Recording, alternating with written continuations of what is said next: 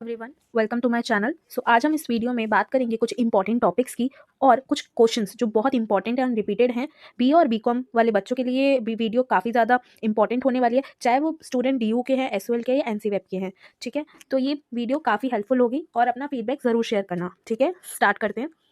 तो आपकी 2 यूनिट्स हैं। ठीक है, इस ये जो पेपर है आपका बहुत ज़्यादा स्कोरिंग है, तो इसमें ना घबराना नहीं है और हर छोटी-छोटी चीज़ें आप पढ़ के जा सकते हो और बहुत स्कोरिंग भी है और बहुत ईज़ी है। तो इसमें आप नंबर कटवाना नहीं है, इसमें नंबर आपको अच्छे स्कोर करने हैं और अच्छे से आपको मैंने लास्ट वीडियोज़ में भी बताती हूँ कि कैसे आपको अपने आंसर को प्रिपेयर करना है, कैसे उसको लिखना है, तो आप उसको उसी तरीके से लिखोगे। ठीक है? तो हम डिस्कस करेंगे यूनिट 1 के 2 पार्ट हैं। ठीक है? इसमें कौन-कौन से टॉपिक्स इंपॉर्टेंट हैं और उससे क्या क्वेश्चंस आए हुए हैं, आगे हम सब डिस्कस करेंगे। तो सबसे पहले हम यूनिट 1 देखेंगे, देन यूनिट 2 देखेंगे। ठीक है? तो आपकी यूनिट 1 का फर्स्ट पार्ट है जिसमें हम संप्रेषण के बारे में पढ़ेंगे। तो बेसिकली संप्रेषण क्या होता है? संप्रेषण मतलब कि कम्युनिकेशन, अपने विचार, भावना या जानकारी या अपने अनुभव को किसी दूसरे पर्सन तक पहुंचाना और वो इजीली वो आपकी बात को समझ पाए। ठीक है, ये बेसिकली मीन होता है संप्रेषण का। मतलब कि अपने विचार, भावना, जानकारी या अनुभव को किस प्रकार दूसरे तक पहुंचाना कि सामने वाला उससे सही अर्थ समझ पाए, मतलब जो आप बोलना चाहते हो और वही वो आप समझ पाए, ये संप्रेषण कहलाता है। ठीक है, सिर्फ बोल देना संप्रेषण नहीं होता है। ठीक है, वो सामने वाला इंसान आपकी उसी तरीके से बात को समझ पाए जिस तरीके से आप उसको समझाना चाह रहे थे। ठीक है, जब भी हम किसी से बात करते हैं या हम मोबाइल में मैसेज भेजते हैं डेली, अपने फ्रेंड से बात करते हैं, या हम किसी क्लास में पढ़ रहे हैं, या हम किसी को इशारे में कुछ चीज़ें बताना चाहते हैं, जो भी ये चीज़ें हम करते हैं अपनी डेली दिनचर्या में, ये सब संप्रेषण ही कहलाती है। इसीलिए जो कहा जाता है, मनुष्य एक सामाजिक प्राणी है और संप्रेषण उसके जीवन का आधार है। संप्रेषण के बिना ना मनुष्य कुछ भी नहीं है। तो हम जो भी एक्शंस अपनी डेली एक्टिविटीज़ जो कर रहे हैं, ठीक है, वो सब संप्रेषण के ही मतलब उसी के बेस पर ही कर रहे हैं। तो आप, आई होप आपको संप्रेषण का मतलब समझ में आ गया होगा। तो बेसिकली संप्रेषण जो वर्ड है वो 2 भागों में मिलकर बना है, मतलब 2 वर्ड से मिला है, सम प्लस प्रेक्षण। यहाँ जो सम का अर्थ है वो होता है समान, और प्रेक्षण का मतलब होता है भेजना, अर्थात विचारों को इस प्रकार भेजना कि दोनों पक्षों में समान समझ विकसित हो सके। इसका मुख्य उद्देश्य केवल संदेश भेजना नहीं, बल्कि समान समझ स्थापित करना है कि जिस कॉन्टेक्स्ट में आपने बोला है, उसी हिसाब से, उसी अंडरस्टैंडिंग से रिसीवर ने उसे समझा और उस पर अपना फीडबैक शेयर किया। तो ये इजी भाषा में मैंने आपको ट्राई किया है समझाने का। आई होप आपको ये वीडियो अच्छी लगे, तो अपना एट द एंड अपना फीडबैक ज़रूर शेयर करना। ठीक है, तो संप्रेषण शब्द कम्युनिकेशन शब्द से बना है, जो कि लैटिन भाषा के कम्युनिस्ट द्वारा बनाया गया। ठीक है, मतलब कि कम्युनिस्ट से बना है। तो इंग्लिश में बोले तो संप्रेषण का क्या मतलब हुआ? कम्युनिकेशन। और कम्युनिस्ट का अर्थ है साझा करना या मिलकर बांटना। इससे ये स्पष्ट होता है, संप्रेषण केवल सूचना नहीं देता है, बल्कि विचारों, भावनाओं और अनुभव का आदान प्रदान है। ठीक है, तो संप्रेषण सिर्फ कोई अपनी बात किसी से कह देना नहीं है, उस बात का वही कॉन्टेक्ट सामने वाला समझ पाए और उसका फीडबैक आपको शेयर करे। ये होता है एक संप्रेषण का पूरा करना, ये पूरी एक प्रक्रिया है। ठीक है, ये कुछ परिभाषाएं हैं जो आपको आपकी बुक से हेल्प मिल जाएगी और आप उससे भी पढ़ सकते हो। ठीक है, ये 2-3 परिभाषा मैंने आप ही की बुक में से ही ली हैं। लुइसन एल एलेन के अनुसार संप्रेषण वह प्रक्रिया है जिसके माध्यम से एक व्यक्ति अपने विचार दूसरे तक पहुंचाता है और समझ स्थापित करता है। वही जो हमने अभी समझा संप्रेषण का अर्थ, वही आपके बहुत सारे विद्वान आपको बता रहे हैं अपने अपने शब्दों में। ठीक है, तो कुछ डेफिनेशंस आप पेपर के लिए प्रिपेयर कर लेना, इनको याद कर लेना विद्वान के नाम के साथ। ठीक है, एक आपकी जे पॉल लॉगेट्स है, उन्होंने कहा है कि 2 या 2 से अधिक व्यक्ति संदेशों का आदान प्रदान करना ही जब करते हैं तो वही संप्रेषण कहलाया जाता है। जब 2 बंदे कोई बात कर रहे हैं, उसके पीछे जो भी वो बात कर रहे हैं, जो सूचना के बारे में वो डिस्कस कर रहे हैं, वही संप्रेषण है। चार्ल्स कहते हैं, संप्रेषण केवल तकनीकी प्रक्रिया नहीं है, बल्कि ये विचारों और अनुभव का भी आदान प्रदान है। वही एग्जैक्टली जो हमने अभी पढ़ा। तो इन सभी परिभाषाओं से ये स्पष्ट होता है कि संप्रेषण का मूल उद्देश्य समझ उत्पन्न करना है। ठीक है, वही समझ जिस समझ से एक सेंडर अपनी बात को रिसीवर जो उसको ग्रैब कर लेगा, उसको बता रहा है अपने शब्दों में, अपनी समझ से, तो वो चाहता है कि वही समझ वो अपनाए और उसका फीडबैक उस हिसाब से दे। ठीक है, तो दोनों के बीच में वही सेम समझ हो। ठीक है, इसे संप्रेषण कहते हैं। तो हम संप्रेषण के महत्व के बारे में पढ़ते हैं। तो संप्रेषण मतलब कि कम्युनिकेशन, आज के टाइम पे कम्युनिकेशन क्यों ज़रूरी है? आप सोचो, अगर हम बोल ही नहीं पाते और ये जो हम बात कर रहे हैं या जो मैं आपसे बात कर रही हूँ, ये मैं बता ही नहीं पाती, आपको समझा ही नहीं पाती, तो कैसे होता? हमारा जो जीवन है वो कैसे चलता? क्या वो आसान होता? नहीं ना। इसीलिए कहा जाता है कि संप्रेषण के बिना ना मानव जीवन संभव ही नहीं है। हम हर रोज़ क्या करते हैं? अपने डेली बेसिस पे क्या कर रहे हैं, हम हर बंदे से बात भी करते हैं, हम किसी से कुछ पूछते भी हैं, कोई हम जवाब भी देते हैं या कोई जानकारी एक दूसरे से डिस्कस करते हैं, ये सब क्या है, ये सब भी संप्रेषण है। ठीक है, तो संप्रेषण क्यों जरूरी है, जैसे कि अगर हम बात करें व्यक्तिगत, आपका फर्स्ट पॉइंट है व्यक्तिगत जरूरत। ठीक है, तो हम इसके बारे में बात करते हैं। तो व्यक्तिगत जरूरत से आप क्या समझते हो? व्यक्तिगत ज़रूरत हमारे को ये बताती है कि अपनी ज़रूरत को पूरा करने के लिए जब हम किसी से कोई डिस्कस करते हैं, अपनी बात रखते हैं, ठीक है, तो वहाँ पर भी संप्रेषण क्या होता है, यूज़ होता है, वहाँ पर भी क्या होता है, संप्रेषण की आवश्यकता पड़ती है। तो व्यक्तिगत संबंध, अगर रिश्तों को मजबूत बनाने के लिए भी संप्रेषण का ज़रूरी है, वहाँ पर भी कम्युनिकेशन ज़रूरी है। कोई सूचना, मतलब किसी को कोई सूचना देनी है और किसी से कोई सूचना लेनी है, ठीक है, तो सूचना का आदान और प्रदान करने में भी क्या होता है, संप्रेषण ज़रूरी होता है। आपस में बातचीत, मैं आपको पढ़ा रही हूँ, आप वो पढ़ रहे हो, आपको वो समझ आ रहा है जो मैं समझाना चाह रही हूँ, ये क्या हो रहा है, ये संप्रेषण हो रहा है। ठीक है, आग्रह, किसी कार्य के लिए प्रेरित करने या प्रभावित करने में संप्रेषण सहायक है।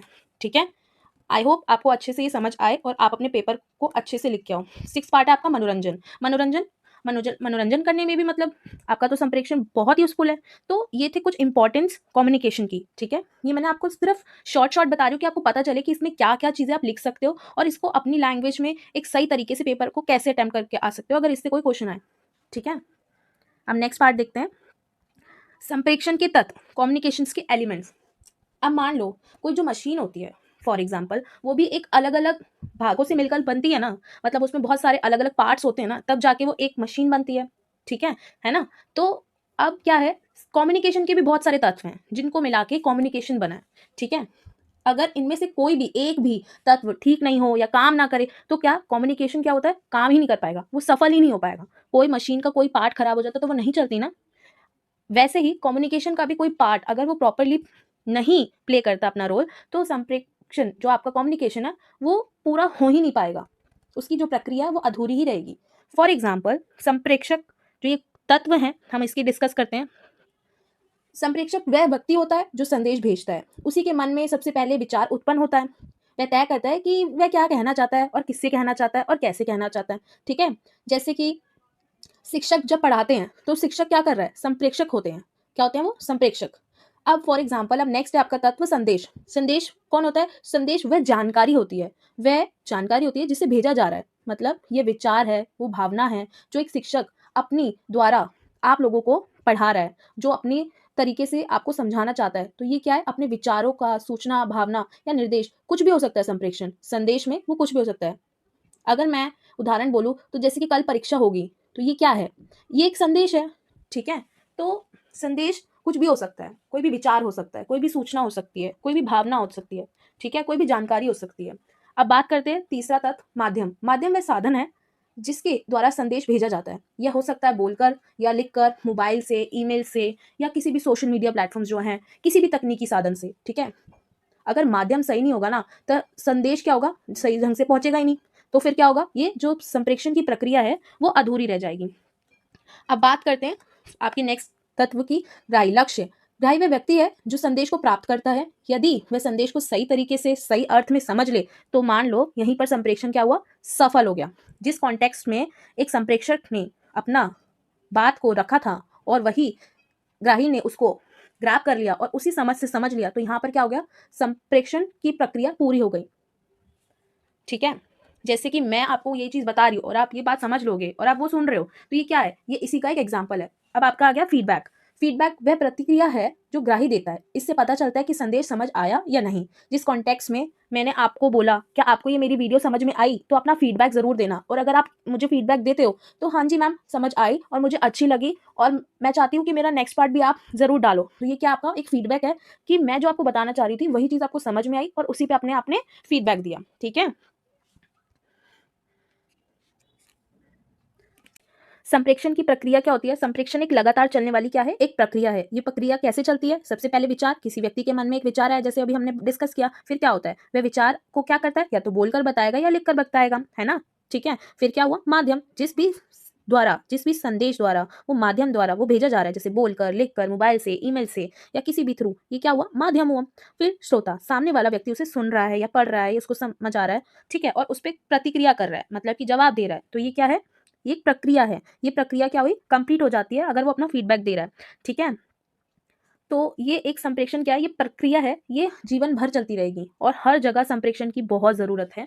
ठीक है, अब नेक्स्ट पार्ट देखते हैं, संप्रेषण प्रक्रिया के तत्व। ठीक है, संप्रेषण की प्रक्रिया में कुछ महत्वपूर्ण तत्व हैं जो मैंने इसमें मेंशन किए हैं। आप वीडियो को थोड़ा सा रोक के अच्छे से देखना और इसको पढ़ना।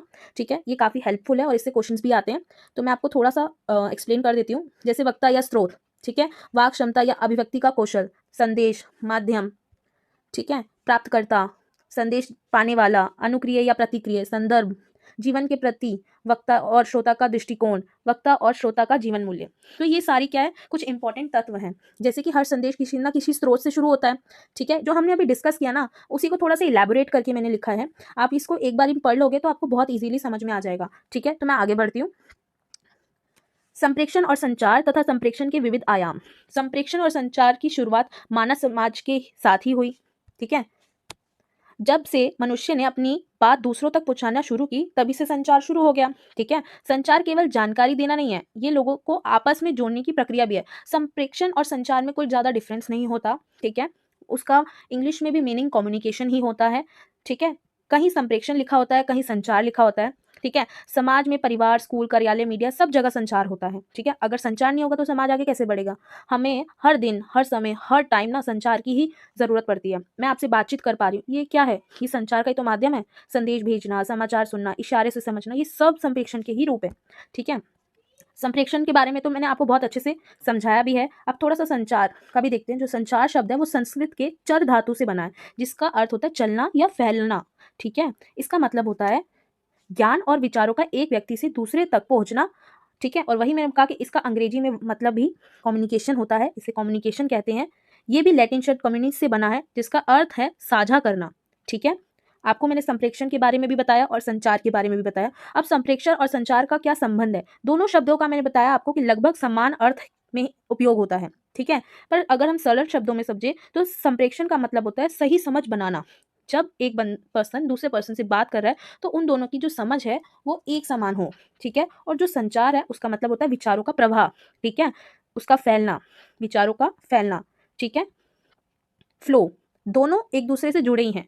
अब देखिए तो समाज में क्या भूमिका है संचार की। समाज में परिवार है, विद्यालय है, कार्यालय है, मीडिया है, हर जगह संचार होता है। अगर संचार ना हो तो समाज आगे बढ़ ही नहीं सकता, है ना। और इतना ये ईजी है ना, स्कोरिंग है। आप इजीली इसको पढ़ोगे ना, अपनी बुक से हेल्प में डिटेल में थोड़ा पढ़ोगे तो आप बहुत इजीली अपना पेपर ना बहुत अच्छे से लिख पाओगे। ठीक है, और ये क्वेश्चन आते भी हैं और ये इंपॉर्टेंट भी है। संप्रेषण और संचार ये काफ़ी इंपॉर्टेंट टॉपिक है और इससे क्वेश्चन आता ही है। ठीक है, नेक्स्ट देखते हैं संप्रेषण के आयाम। संप्रेषण के कई महत्वपूर्ण आयाम हैं। ये केवल सूचना देने की प्रक्रिया नहीं है, बल्कि समाज को एक दिशा देने वाली शक्ति भी है। ठीक है, सूचना संग्रह एवं प्रसार। संप्रेषण का सबसे प्रमुख कार्य है सूचना इकट्ठा करना और उसे लोगों तक पहुंचाना। ठीक है, दुनिया में जो भी घटनाएं होती हैं, जो भी उनकी जानकारी कहाँ, समाचार द्वारा जनता तक पहुंचती है ना।